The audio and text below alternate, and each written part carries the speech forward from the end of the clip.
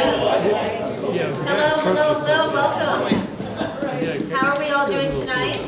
Good? No, I mean, we almost had to bring in extra chairs, so I'd say we're doing pretty good.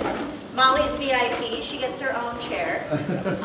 So welcome everybody to the Carbon County Museum.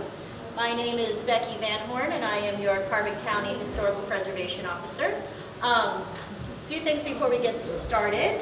If you feel a little cramped this evening, there is a solution. And the solution is to have our third floor come to realization. It is 3,500 square feet up there. There will be plenty of room, and you don't have to knock knees with your neighbors if you don't want to. So, if you guys want to take a look at this, this is a artificial intelligence rendering of what the third floor can look like. It was going to cost us $5,000 anyway, so I took away my morals and I accepted this as an AI image. So if anyone wants to take a look at the third floor, please come by anytime. It will look beautiful. It doesn't look beautiful right now. So, but it is very impressive. It's very impressive. So, a few things before we get started. This month, we're gonna do a haunted house at the end of the month. So, please come by to our haunted house. 406 Productions is going to be putting it on, so we'll have some actors in the basement. And I'm not going to give it all away because I've been doing that already. So, on October 30th, October 31st, and on November 1st, we will be having a haunted house here at the museum. We're also going to be doing a Day of the Dead party on November 1st as well with some live music, so that'll be fun. And Halloween is one of my favorite holidays, so please come by and enjoy this. And also, if you guys are interested in seeing me do the time warp, please go to the Rocky Horror Picture Show at the Roman Theater. It'll be very entertaining. Yeah, I want to see that. You want to see that? Yeah, I'm sure. A little backstory about my friendship with Chris Warren here. Did you guys know that you can play softball in Cooke City on Mondays? I didn't either, and that's how I met Chris Warren. And then I managed to have one of his amazing cocktails over at the Royal Wolf, which is up at the Range Rider in Silvergate. So we've become fast friends, and I can't thank him enough for being here. It's going to be an interesting evening for sure. So without further ado, please welcome my friend, Chris Warren. Thank you. For doing all this great work over here. It's been a long season, summer season in Cooke City. I'm completely unprepared. So I would encourage everybody to feel free to ask questions as we go along to maybe stimulate the discussion. What I'm going to focus on first is the passing of Patrick Hemingway. And that was Hemingway's last surviving son. He lived in Bozeman, and he was 97. And so the way my research for this Hemingway project got started was a gentleman named Walking Tom Weaver. And I'm sure some of you knew him and remember him. And so Walking Tom would come over the past for years and hang out. And he'd be scribbling poetry with his beret at the bar and stuff like that. And you'd always, and then we'd generally put him up on the couch because you'd get too drunk to drive over the pass. And we were worried about him, and he would always be like, yeah, my father knew Hemingway. And I was young, I had other things to focus on, didn't care. Then he came into my coffee shop one time with, oh boy, meltdown, with a book called True at First Light. And that's a memoir of Hemingway's second trip to Africa. And he dog-eared a couple of pages where Cooke City and Kobe and things like that were mentioned, and my life had slowed down to the point where I could actually start digging in and doing the research. And the quote in there, I'm not sure how familiar everybody is with Cooke City, but the Cooke City General Store has been there since 1886. And so in this, Hemingway left Cooke City in 1939 and never went back. There's lots of reasons for that. We can dig into that a little bit if necessary. But so 15 years after he left, he's in Africa and he's writing these notes, and he goes into a general store in Kittok, which is outside of Nairobi, and he goes in and he says, I liked it because it reminded me of the Cooke City, the post office and general store in Cooke City. But instead of selling old obsolete calibers to the old timers, one or two at a time, they sold spears instead. So when I read that, I was like, okay, this guy actually knew the way our community worked, you know. And so the general store would only sell bullets a couple at a time, so the old timers would be able to get a deer and an elk. And so then all of a sudden I realized that, like, okay, this guy wasn't just passing through. He understood how our community worked. So I started kind of digging in a little bit. And then Tom Weaver's father, Chub Weaver, it turns out, was Patrick Hemingway's godfather. And I have a couple pictures here. So here is Patrick Hemingway, who just passed away. And that's him with his dad shooting an elk. And here is his dad and Hemingway sitting next to each other. And the significance of the friendship was such that Chub is mentioned in For Whom the Bell Tolls as one of his best friends. And he was Patrick Hemingway's godfather. So as I was kind of starting this project, I kind of had to clear things with the Hemingway family and things like that. And I met Patrick at a fundraiser for the Bozeman Library. They were doing a bookmobile. And as soon as I mentioned that I raised my children in Cooke City, and I mentioned Tom Weaver and I mentioned Chub Weaver, it was like green light. It was like, you're the guy, go for it. Like we trust you. And so that's how that went down. And so, you know, Tom has since passed away, and now Patrick Hemingway just passed away a couple of weeks ago. But the connection between that is like, you know, my role was taking the information from Patrick that was handed down to Tom by his father and himself, and then he handed it down to me. So then we kind of start talking about the oral tradition and how important it is to make those connections. And sometimes that's the only way to do it. And kind of in the world of, you know, now we're going into AI and ChatGPT and things like that. But we have connections, and we can stitch these things together. And that was kind of my role in writing Ernest Hemingway in the Yellowstone High Country. So rest in peace, Tom. Rest in peace, Patrick. And here we are. So I want to kind of focus on the Red Lodge connection, because I'm generally focused on the Cooke City connection. Death in the Afternoon was sent off from our general store. Sue is here. She owned it for about 30 years.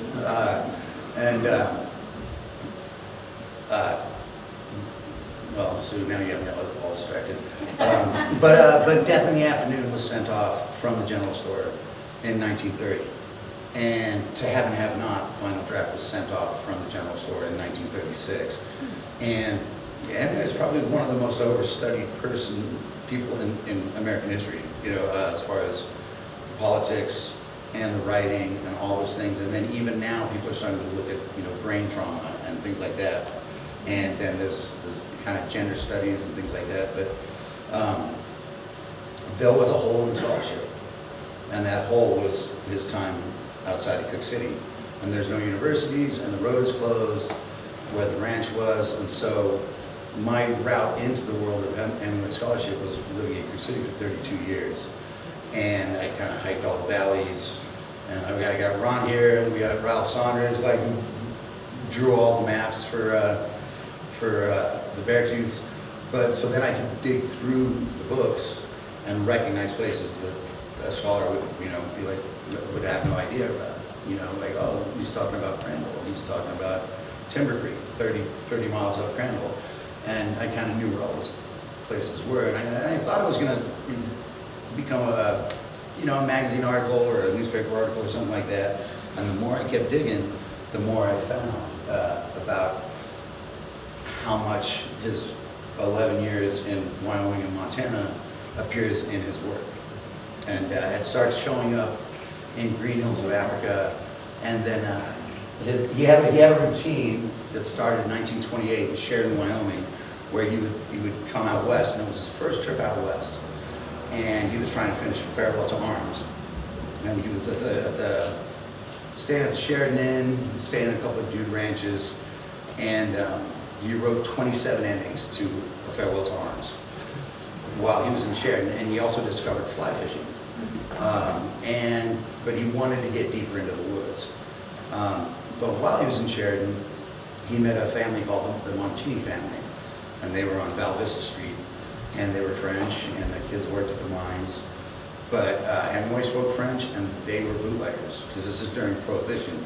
And I don't know how much you guys know about Red Lodge, but Red Lodge was an epicenter of bootlegging during Prohibition.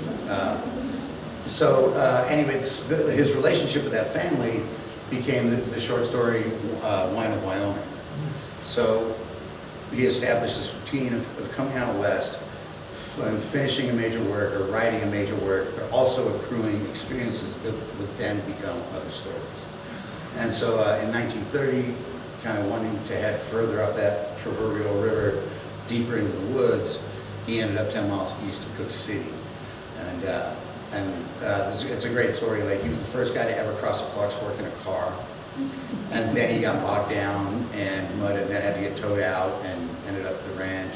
And the first ranch he stayed at was Sunlight Creek. But they kind of put the banner out, and everybody came out to greet him and all of that. And he was like, "This is not what I want. Like, I want like anonymity and all of that." So in 1930, the project was finishing Death in the Afternoon, and he wrote 350 pages of Death in the Afternoon and sent it off from the general store. And as he was leaving, he also shot his first bighorn sheep, his first elk, and his first bear that year. So he's hooked. You know what I mean? And he finished Death in the Afternoon. But did he accrue any experiences to write another story? So the naturalist author, John Dos Passos, was with him when he was leaving, and they were in a car almost identical to this Model T or Model A. It was actually a Model A sport coupe, but very, very close to what Becky has over here. And so it's him and Dos Passos and a guy named Floyd Allington. And I don't know if anybody that rings any bells around here for Red Lodge people, but Floyd Allington is buried in the Roberts graveyard. And he was a bootlegger and an outfitter. And so he jumps in the back in the rumble seat, and you can get the example of the rumble seat over there, and they head out of Cooke City. And they stay at Mammoth Hot Springs. It's kind of a weird tandem trio. And they stay at Mammoth Hot Springs, and this is a quote, within earshot of a gurgling geyser. And Floyd's got a bottle of bootleg bourbon in the back, and they're drinking that, and then they're heading kind of in towards Billings, and there's a car accident, and the three guys in the car gave like different reasons. They were like, it was a car banging out of a driveway. I was like loose gravel, or like it was this and that, and so we're assuming it was a bourbon. While Floyd and Dos Passos pretty much walked away, Hemingway suffered like a severe fracture in his arm. He ended up at St. Vincent's Hospital in Billings, and I've got a picture of him up there. And then it was very experimental surgery. They ended up using kangaroo tendons. It wouldn't fix. He was, depressed. But his experience in the Billings Hospital became the short story, The Gambler, the Nun, and the Radio. So here you have the first 2 years. It's like finish Farewell to Arms, establish Wine of Wyoming. Then the next year, it's like finish Death in the Afternoon, and then come up with the story, The Gambler, the Nun, and the Radio. So this kind of like continues, and so we're all here for a reason, because we're motivated and we love the woods, right? And so it's just kind of important to realize that like he came here for inspiration and to work, and he would get some hunting in and stuff like that on the way, but lots of writing, and then after he leaves Cooke City, the next three protagonists of his novels are all from Montana. I'll skip ahead to across the river and into the trees, where Colonel Cantwell, who and all of him, I'm not sure how much you guys know or how many of you guys have heard this all before, but all of Hemingway is essentially fictionalized biography. You know, it kind of tracks his life, like as it goes through. And in Across the River and Into the Trees, this was published 10 years after he left. And when I was doing my research, I was like, I don't need to bother with that. You know what I mean? That was after he left. Like I want to stay confined to 1928 to 1939 when he was here, because otherwise you're just going down the deepest rabbit hole in the world, and you're never going to finish. So I wanted to stay confined to that. And then I was like, just sitting outside my daughter's gymnastics class, and I was like, all right, I'm going to read this book. It's not great, by the way, but it's Hemingway going back to where he was injured in World War I, which was just outside of Venice, Italy. And but the fictional character, Colonel Cantwell, is from Montana, and he establishes that. And his driver is from Wyoming, and they're arguing about the toughest towns in the world.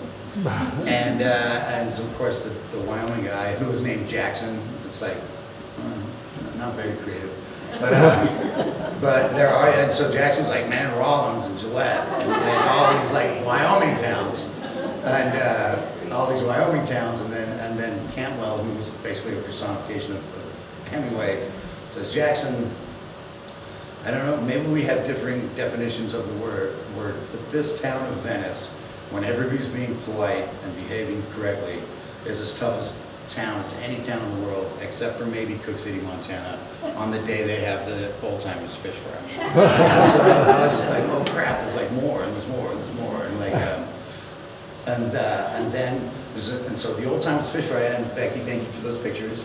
So the old-timers fish fry, I have a picture over here of the fish fry, and it was celebrating the opening of the Beartooth Highway.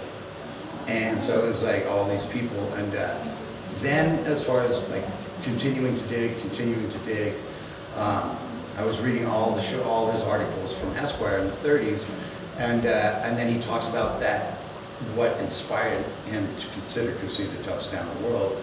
And there was an event at the Old Timers Fish Fry where apparently a guy had hit a woman with a poker, a firebolt.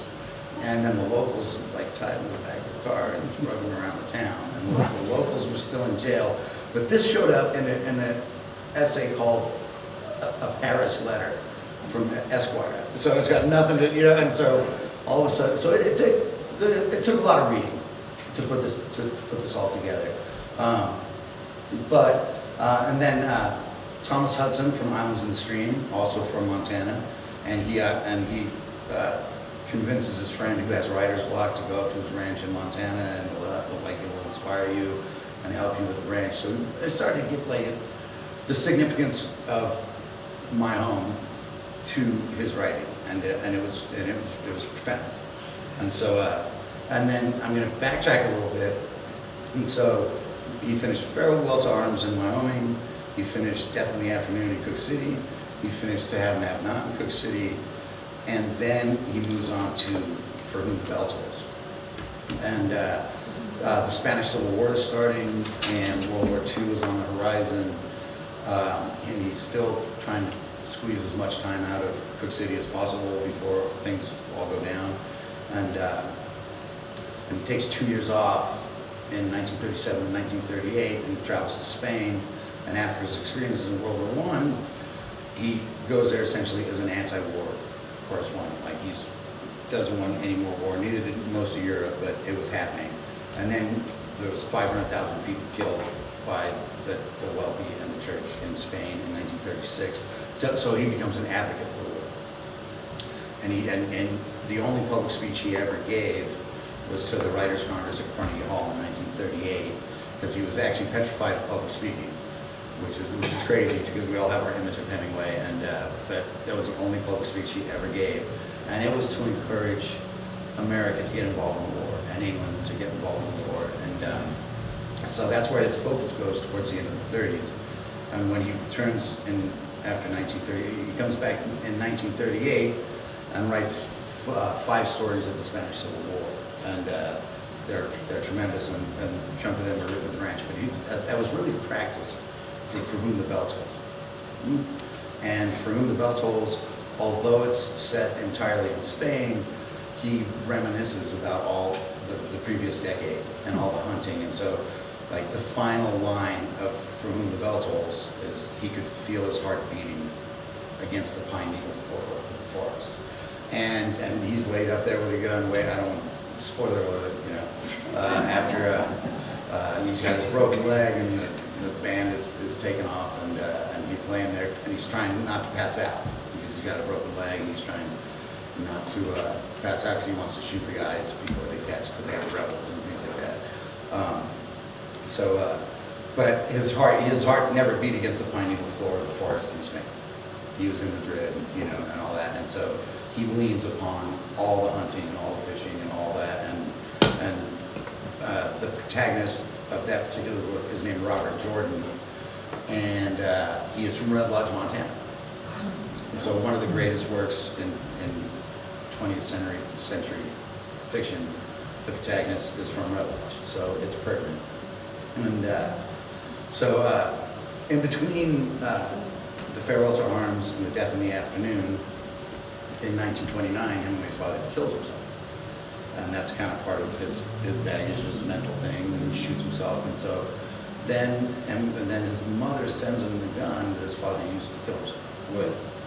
And which, you start kind of imagining the trauma and things like that. And he carried it with him the whole time he was here.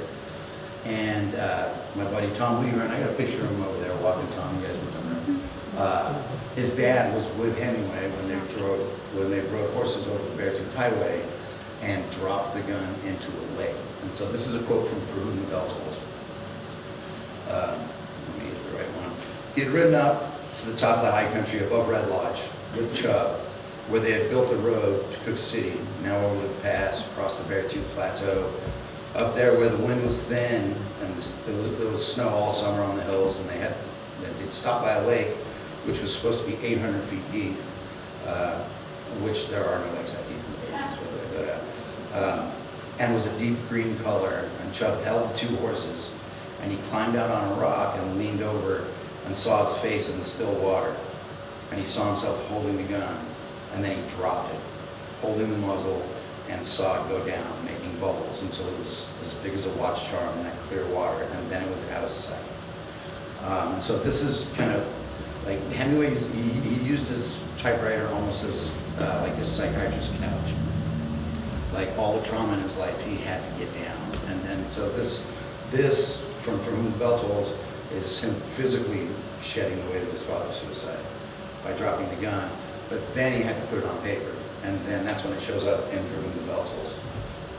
But so we're talking about the writing, we're talking about the biography, we're talking about like very, very meaningful parts of Hemingway's life and work are all connected to our neighborhood. And so as far, like I mentioned, the car crash outside of Billings, in For Whom the Bell Tolls, he falls back on that. And in a letter, he talks about how like the bone was broken and it was poking up through the skin, but it wasn't quite compounded and didn't break the skin. So he looks back on that and it describes his broken leg in For Whom the Bell Tolls in the exact same way. And so it's like all these little things. I don't know how familiar you guys are with For Whom the Bell Tolls, but there's a bridge that gets blown up, and that's like the whole point of the book. And while Robert Jordan from Red Lodge is like hanging under this bridge and like setting the dynamite and all that stuff to kind of keep the thatch from crossing the river and all that. As Jordan ties the explosives to the bridge, he takes time to look down at the stream below him. And as he looked, a trout rose for some insect and made a circle on the surface. So that's like, he's just like leaning back on all his experience up here for the fictional thing. And then as Jordan lies dying, waiting to shoot the officer pursuing his comrades, he has one more thought about his father. I don't want to do that business that my father did. And then he's trying to keep himself from losing consciousness. And tells himself, think about Montana. So this is like the climax, the pivotal point of For Whom the Bell Tolls. And the thought that runs through his head is, think about Montana. So I was just kind of lucky because obviously there's the Key West, and there's you have the Peninsula of Michigan and Oak Park, and there's Ketchum. but nobody had really explored the time here and the significance of it to that work. So, and then as far as his connection to Chub Weaver, and I have a picture there of Chub and Patrick and all that.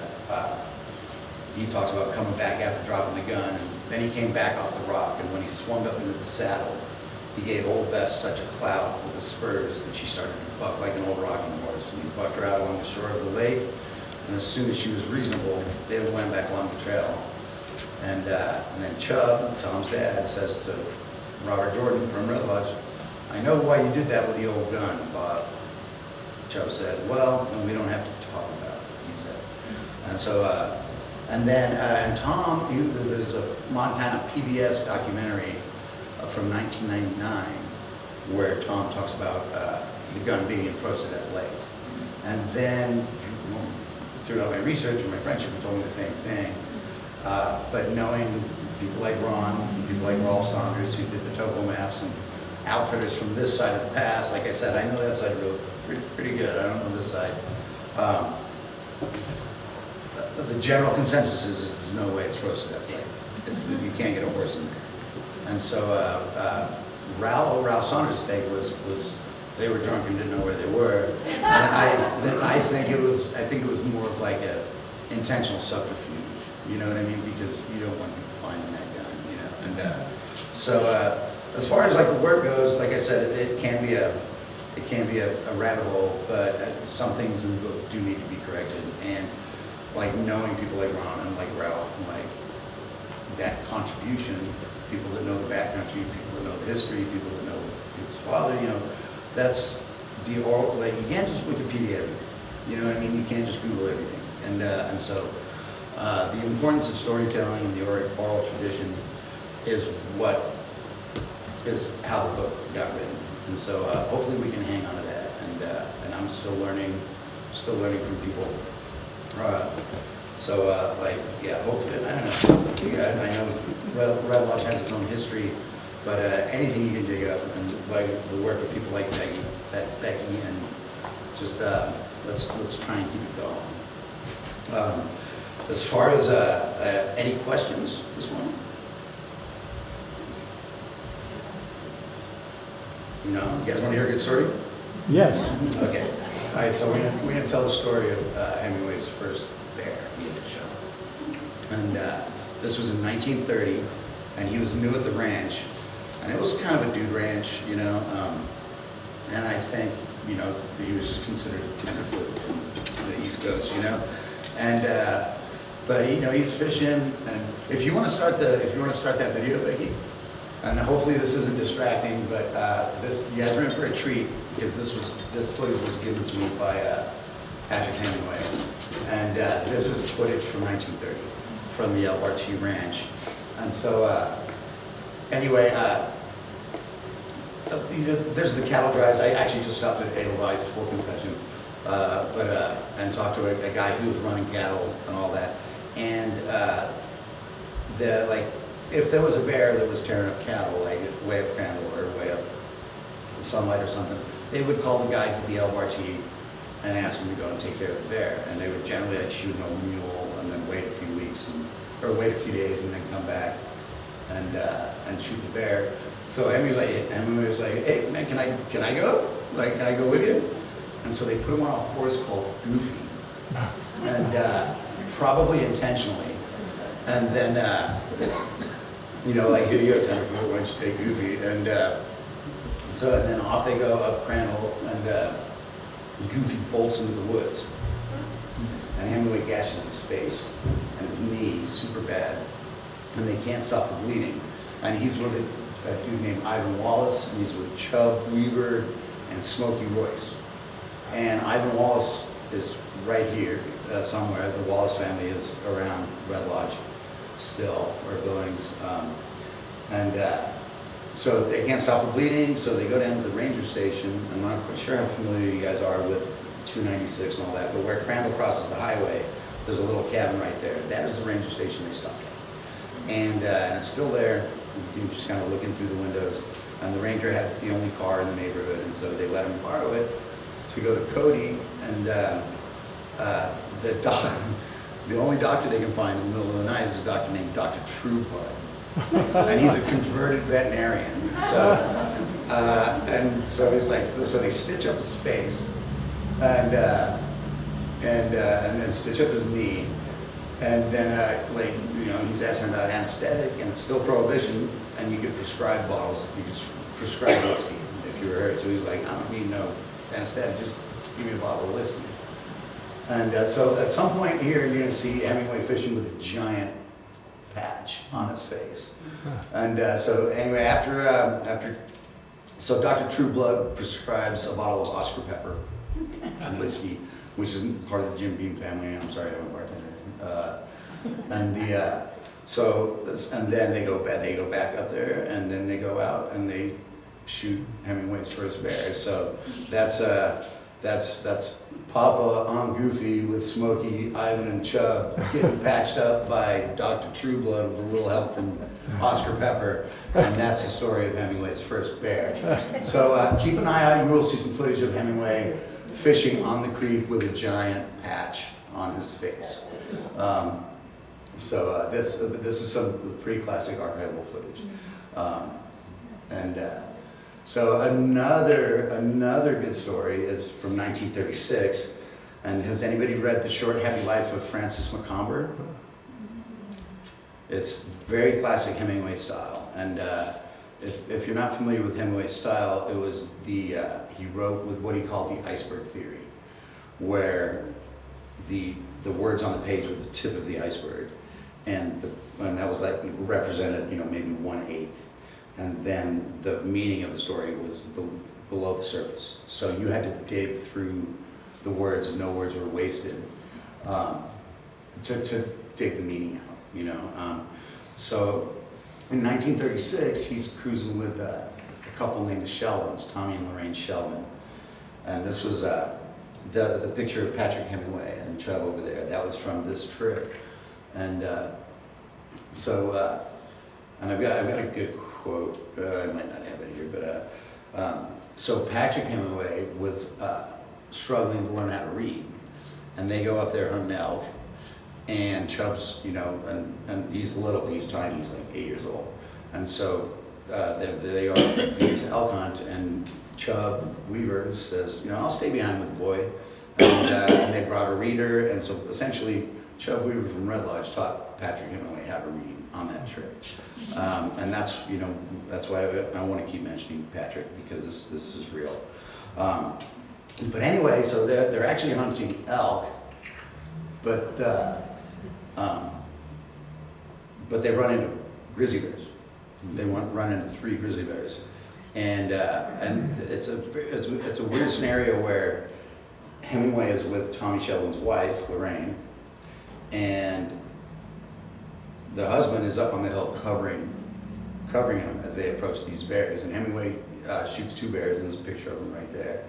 But then the next day, Tommy Shelvin shoots a bigger one, and you know, the Hemingway pride and all that type of stuff, like wounded pride, and so then on the way back to the ranch, he challenges him to a horse race back to the ranch, and Tommy's like 20 years younger and lighter, and ends up pulling away and sprays him with so much mud that he said that his wife Pauline had to scrape it off him like with a trowel.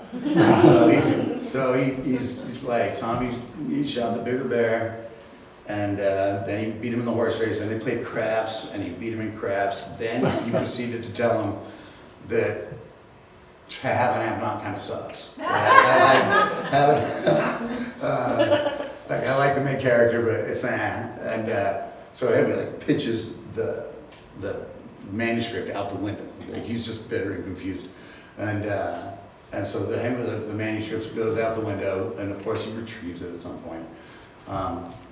But then, so The Short Happy Life of Francis Macomber is about a hunt in Africa, and the roles are reversed, where it's the husband has been emasculated by like running from a lion or something, and then the wife has slept with the great white hunter, so he's been completely emasculated. Then he like finds himself, and then he chases this water buffalo into the bush, but he's kind of asserted himself. So the short, happy life of Francis Montgomery is like, does he die at 33, or is it just that one day where he could, assert himself?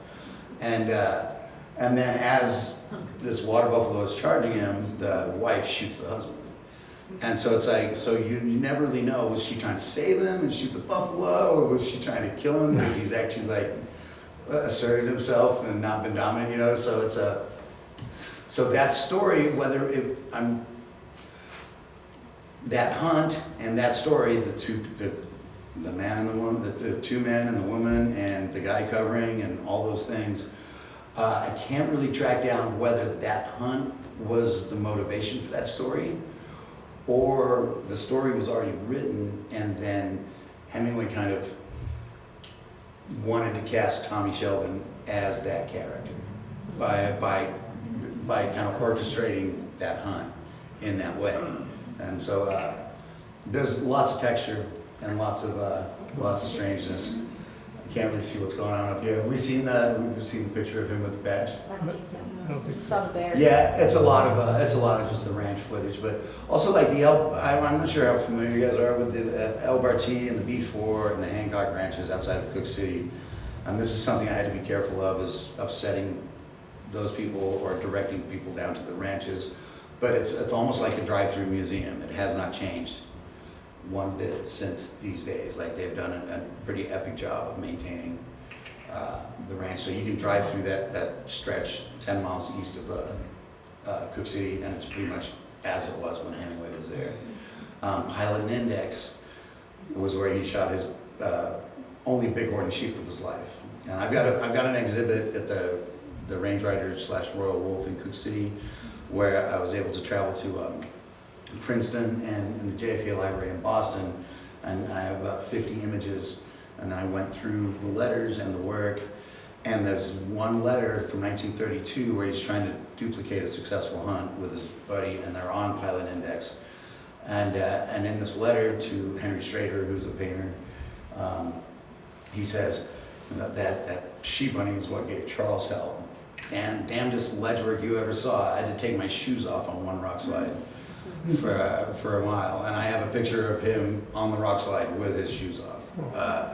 And so if you guys get up there, it's definitely worth a look. Hey Chris, Yes. there's a lot of masculinity, a lot of bonding, hunting, fishing. What's going on with the women in Hemingway life? Well, Pauline, so I don't know if you ever read The Paris Wife. Yeah. Yeah, exactly. So he had four. I mean, he kind of has a reputation as a philanderer, but he really wasn't. He was almost like serial monogamous. Like he fell in love with his nurse after he was injured in World War I and was jilted. Then he fell in love with Hadley, who's and their son was Bumby, or Jack Hemingway, and he's written Misadventures of a Fly Fisherman. And then his second wife was Pauline, and throughout his entire time here, she was the one. She kind of raised Patrick, she kind of raised Bumby, and she was the mother to Patrick and Gregory, who both ended up living their lives in Montana.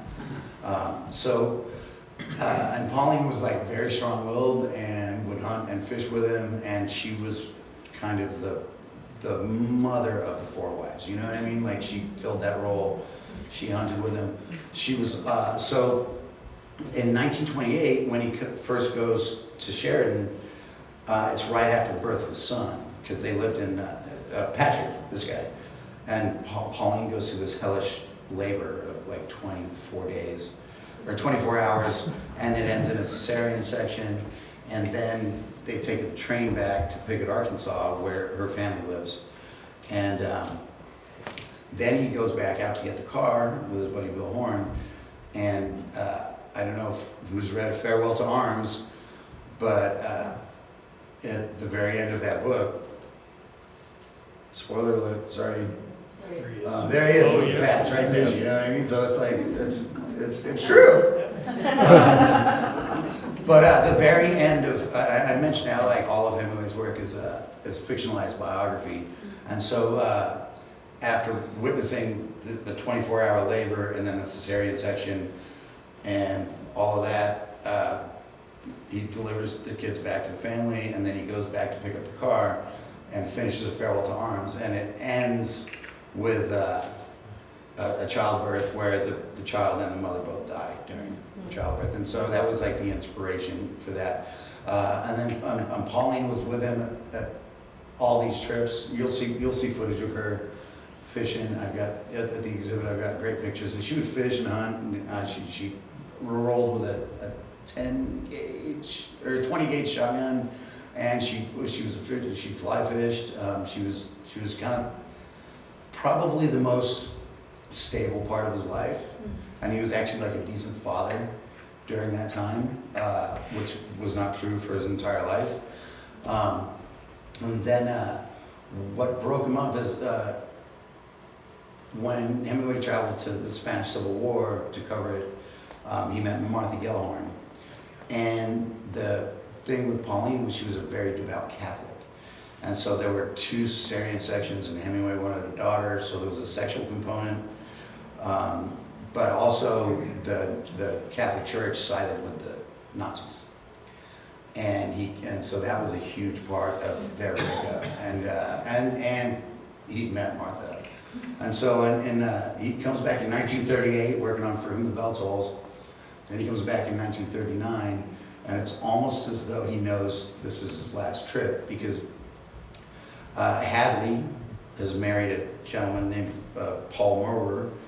And this is another thing I got wrong in the book, because in Carlos Baker's biography, he talks about them coming in from Cody. They were staying at a guest ranch in Cody, and they meet at a lake in between Cooke City and Cody. And Carlos Baker is kind of the go-to as far as scholarship goes. But he had it wrong, because that was their plan. But then they decided to come through Yellowstone and come through Grebe Lake, and they stop at Grebe Lake, and he's got Bumby with him. He meets Hadley and Paul, and just trying to make sure that Jack's going to be taken care of. And they drive back through Lamar Valley into Cooke City, and then Patrick and Gregory come out, and he's trying to finish For Whom the Bell Tolls, and kind of knows that his relationship with Pauline is done, and then Pauline flies out. But so this was the only time where he had all 3 of his boys at the ranch, and so it was very much kind of like let's seal this up.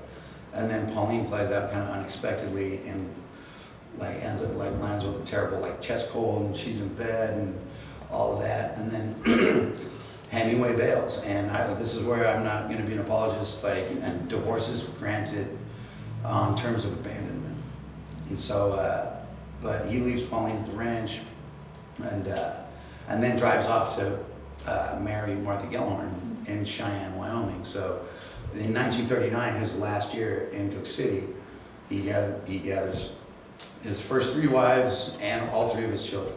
And it's like, we're saying goodbye to this place. And there's actually a really great story. It's more of an essay called The Clarksburg Valley, Wyoming. And this is in Vogue magazine from 1934. And I've got an original over there in Silvergate, if you guys are interested. And I think Vogue had commissioned him for this wonderful story about your adventures and shooting things and all that, and it's really reads like a eulogy to his time there. And he talks about teaching the kids how to ride horses, and talks about the fishing, and talks about the cold, and the warming by the fire, and the sharp taste of whiskey, and it's all in past tense. It's and then at the very end of the story, it goes from past tense. There's some very classic Hemingway imagery where it's and then you came downhill with the saddle wet and frozen and the trees bare, and it's all very negative, it's over. And then the final line of that essay is, it's a good country. So it's my time here is done. And the whole story's written in past tense, but the country will still remain a good country, and it will still be a good country forever. So yeah, the Pauline thing was complicated. I think he was probably married to her for longer than any of his other wives, and she was very, very strong-willed and badass. And also her family, kind of funded a lot of his adventures. And I think he had baggage. You know what I mean? Her Uncle Gus paid for the house in Key West, and I think, and the trip to Africa. And so, I think he was, maybe tormented by that a little bit, And then, but also during the 30s, he actually achieved success. Like they made a movie out of To Have and Have Not, and he published. And they made a movie out of Farewell to Arms with Gary Cooper, and then they made a movie out of To Have and Have Not with Bogey and Bacall. And so he was actually kind of wealthier by the end there. But through those years, and they were very, very prolific years, he was definitely funded by her family, and that might have been part of it. The bulk of it, I don't know if the relationship just ran its course, but the Catholicism and the Nazis and the Spanish Civil War was a huge part of it, and that was a big thing.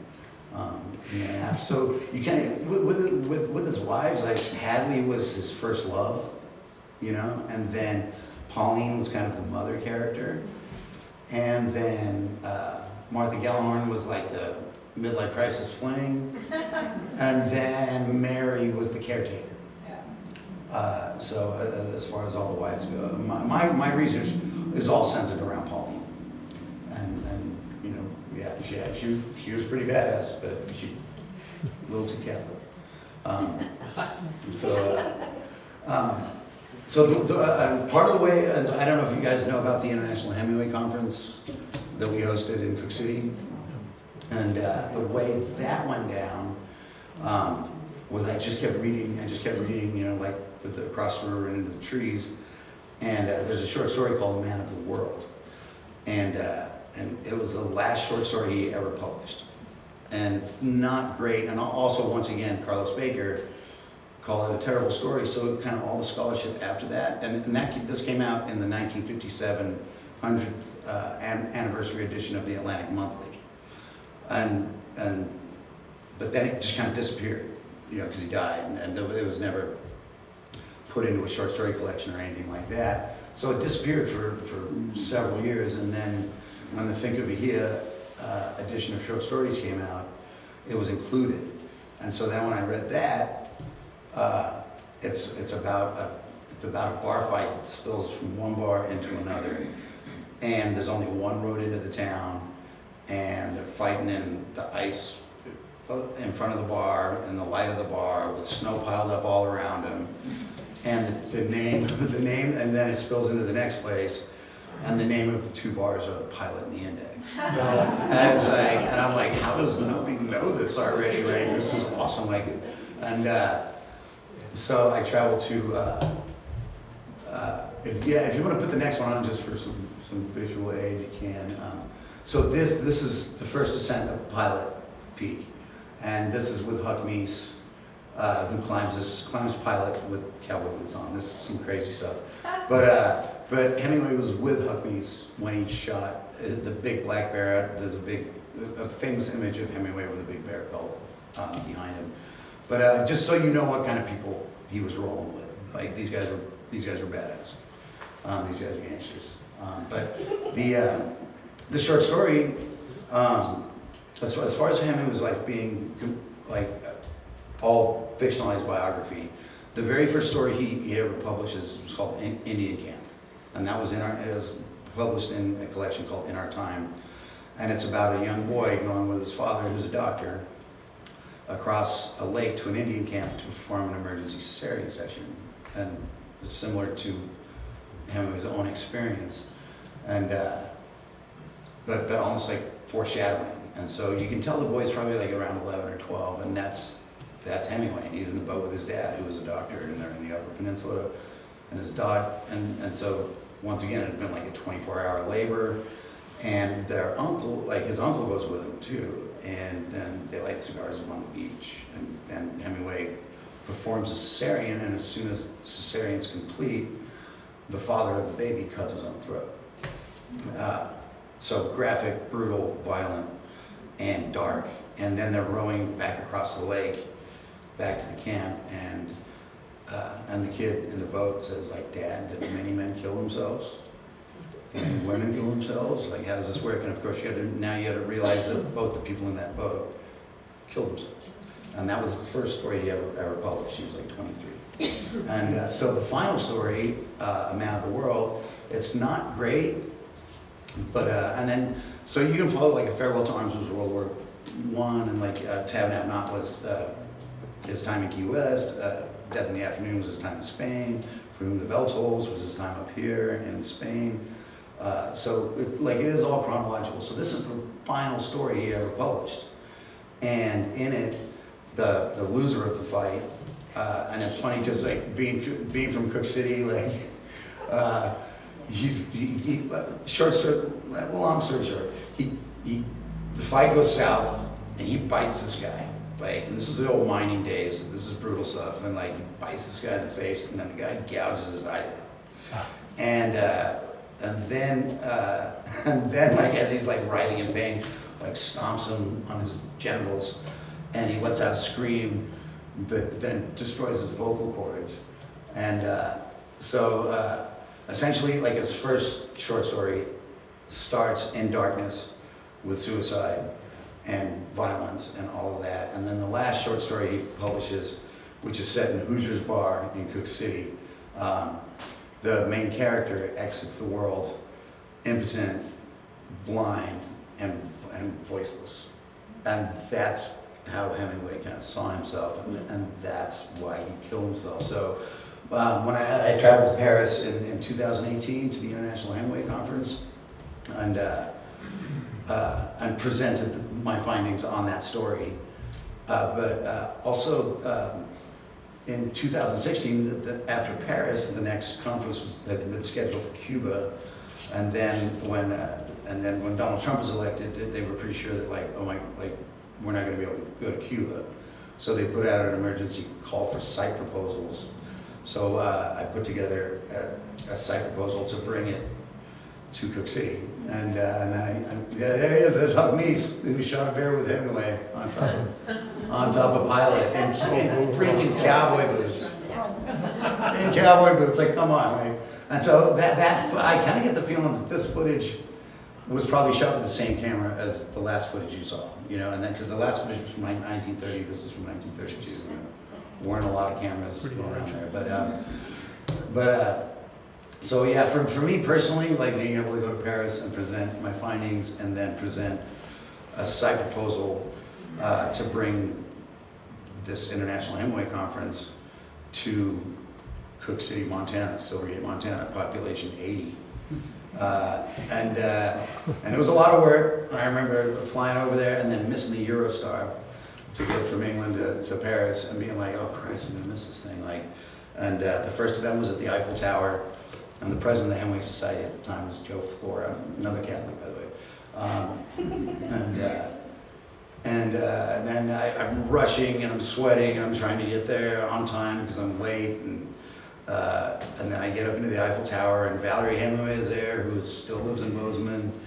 And the president of the Hemingway Society pulls me into the lobby of the foyer of the Eiffel Tower, and is like, "You're our guy out west. Like, we're coming out west, and the International Hemingway Conference is going to happen in Cooke City." So that's my story. I can nerd out on Hemingway as long as you guys want. Any questions? Did the conference actually come to? It did actually. Like, there's something very Hemingway about this part of the story too. Is it was scheduled for 2020, and I put in like 6 years of work, and it got canceled because of COVID. So then we rescheduled for 2021, canceled because of COVID. And we rescheduled for 2022, the flood. But they came anyway. Like we were all kind of in a panic in Cooke City, and I know what Red Lodge went through. So I had to run over and get my kids, and I remember being in a hotel room in Portland, Oregon, outside the airport, and being like, dude, is this thing getting canceled again? You know what I mean? Like, oh my God. And they were like, and also we were worried about the roads blowing out to the east because they're already blown out to the west. And so, it's just not happening if those roads blow out. And actually, I'm going to throw a little YDOT, Department of Transportation, for keeping those bridges up. So I went and scooped up my kids, and then I talked to them, and the society said, if it's been like 7 years at this point, as far as putting the proposal together and traveling and all of that, and they said, if you got a road in there, and if you got water, and if you got food, like, we'll still come. And so even the year of the flood, that was like the only year that was the only weekend anybody made any money in Cooke City. But they came, and so the motto for that conference is also very Hemingway. It was From a Farewell to Arms, and it says, the world breaks everyone, but some are stronger in the broken places. And so, but anyway, so we pulled it off, and it was good times, but it was a long journey to get there, I'll tell you what.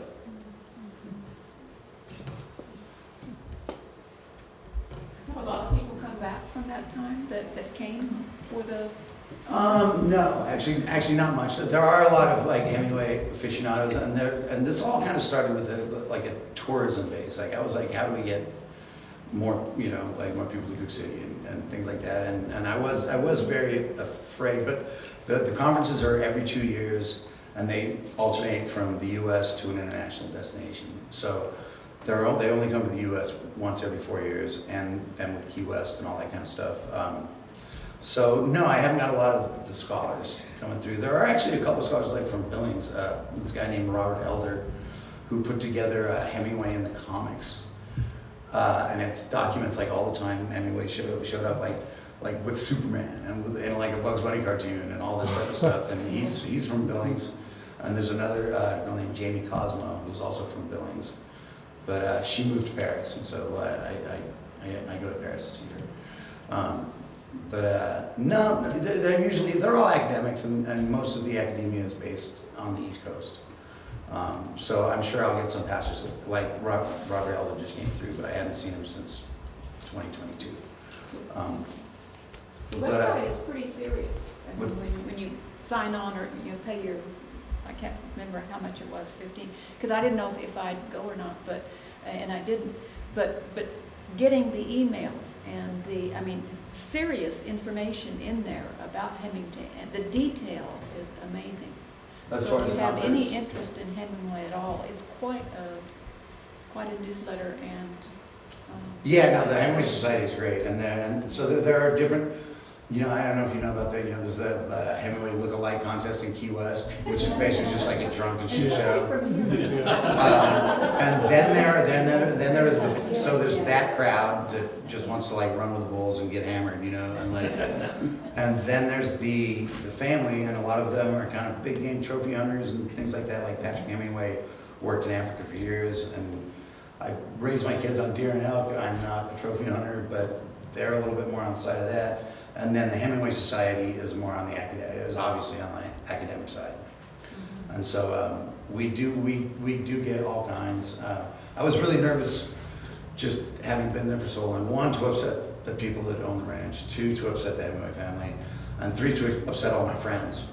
Who like you're gonna find like guy with a beard and a cigar in your favorite fishing hole, and like they're gonna come after me. And then my Hoosiers happens to be like 100 yards from my house, and it's my favorite bar in the world. And the guy who owns an East End bar there for 40 years doesn't like tourists, doesn't care about money. His aunt didn't like Hemingway, and so I kind of had to be careful. And then, but the way things are around here, there's no keeping people out anymore. Yeah. Like in the summer, every hotel room, every backcountry campsite, every VRBO is full. So it's not about keeping people out. It's about choosing who you want to be. And people, if you're interested in Hemingway, you're interested in fishing, hunting, fine wine, cuisine, food. You know what I mean? So it's like those are the people in history, and like those are the people we want. And we are here in a museum, so I think we're all on the same page as that. But no, that was a scary one. And actually, if we'll take this in a Hoosiers direction. So anyway, I'm like terrified to make this presentation connecting Hemingway's final story to my favorite bar. And is it open now? Maybe, he opens and closes whenever he wants, but you know, he'll be done soon. So from the back of the book, I have a couple of appendixes in the back of the book, or appendices. Anyway, this one's called Following Papa's Footsteps, and there's Cooke City, Montana, and then there's the Cooke City General Store, there's the Yellowstone Trading Post at Cooke City, there's a Miners Saloon, Beartooth Cafe, Silvergate, he was in the Range Rider in 1938, 1939, Clarksburg Valley, but I was very careful to not like direct people, like tell people to fish Clarksburg, you know, and I was very careful to not direct people to the ranch. And then as far as Hoosiers goes, Hoosiers opened in 1934 as Prohibition ended. Hemingway visited here in 36, 38, and 39. The first person to attend bar at Hoosiers was Grace Anderson, and she remembered Hemingway coming in the mornings or early afternoons, sitting at the end of the bar writing and pushing his glass forward when he wanted another drink. Hoosiers was open all night, just like the bar in The Man of the World, and this fact, along with other links to Cooke City in the story, means that Hemingway's final story takes place at Hoosiers. I also got a picture of Hoosiers at that time from Rick, and the place next to it is called the Pilot Cafe. So the two bars in the story are called the Pilot and the Index. Cooke City has a population of 80, and so it's unlikely that there would be more than one bar open all night. And this is the old mining days, so people would work the graveyard shift, and so they would open for them. And above the piano at Hoosiers is a picture of the 1930 Old Timers Fish Fry wood. He talks about the people getting hit with the guy getting drug around town. So then I had to run it by my friend Rick, and so I wrote a cautionary note.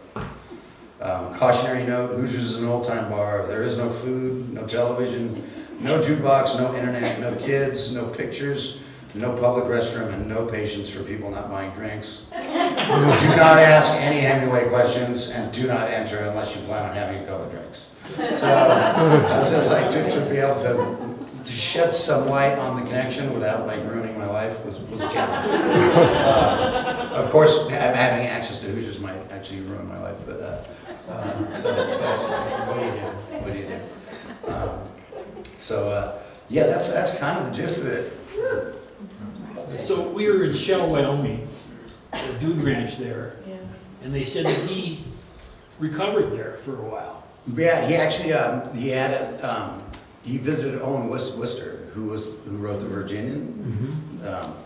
He's a Western writer, and then he actually had his shotgun delivered to the Shell General Store, you know, so that would have been connected to 1928, and so yeah, Sheridan, Wyoming, Shell, Wyoming, and after that trip they traveled kind of down through the Snake River to the south part of Yellowstone.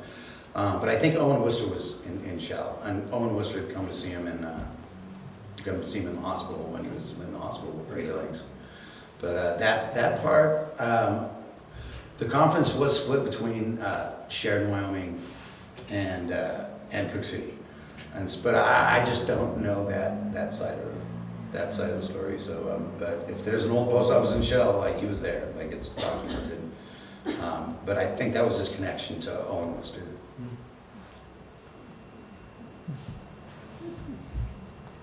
You mentioned your museum at the Range Riders, and I was really stunned at how great it is. Can you talk a little bit about how you developed that and what your goals are for it? What my goals are is make some loot. But the process was gathering pictures. So I would also like to mention a guy named.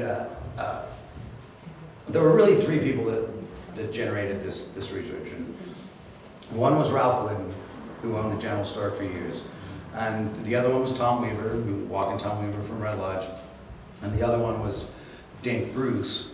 And so when I mentioned Hemingway leaving the ranch and abandoning kind of Pauline and leaving the boys there, Dink Bruce, who used to split his time, like rest in peace again, between Livingston and Key West, his father was Toby Bruce, and he built the wall around the Hemingway house. And so actually I was working in a coffee shop, and we had this little routine where we would put a sign on the door that said back in 5 minutes when it was really slow, and we'd go to the bar. My ex-wife was taking one of these little sabbaticals, and met Dink Bruce and told him about the project. And also it was Dink Bruce and John Fryer, who owns a Saxon, who also just passed away, who owns Saxon Fryer Bookshop in Livingston.